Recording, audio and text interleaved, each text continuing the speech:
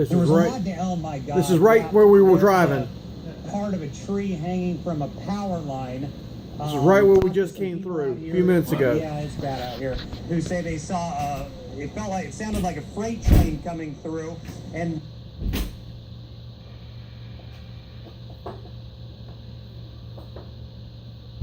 obviously having a little bit of an issue with the transmission. I think 2nd Avenue, just south of the. Go ahead, Scott. I mean, it just came. That's right where we were driving. You got me, Kent? Momentarily, anyway. Yeah, keep going. Kent, do you got me? We're trying.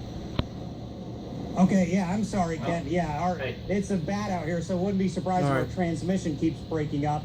But yeah, this whole area, I think Right it's there. called 2nd Avenue, All right. just south of the St. Augustine Airport, a couple blocks over from US 1. Yeah, it's bad out here. I just left the Emergency Operations Center to come here, and coincidentally, I just want to point this out, as we were walking out the front door, part of their ceiling started to cave in at the EOC, and they heard a big bang on the top of the roof, and they don't know what it was. It didn't look like severe damage, but some of the tiles at the EOC started to drop off. And back here at 2nd Avenue, just south of the airport, it's bad out here. A lot of branches down. It's so dark, though. My little flashlight only gets me so far to tell how much damage is down here. But once again, people describing it like a freight train sound, and then like that, the power was off. Once again, we're just south of the airport, a couple blocks over from US 1. Scott Johnson, Channel 4, the local station.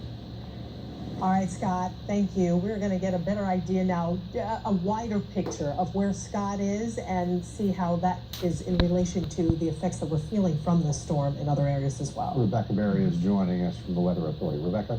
And so what we're seeing is those, and we're going to use weather 3, guys. What we're seeing are these rain bands moving on shore, and we're expecting them to continue to do that. And unfortunately, that's where we're going to start watching the chance for tornadoes if production could. There we go. And so we saw. No, okay. Can we switch to weather 3? Awesome, perfect. And so, oh nope. Close enough. Thank you. Okay, perfect. And so here's what we're looking at. We've got flood advisories in our area where you just saw Scott Johnson talking about. He was near the airport, which is not too far from Volano Beach and also not too far from the Emergency Operations Center. And so it's entirely possible that hurricane force winds came through or just near that.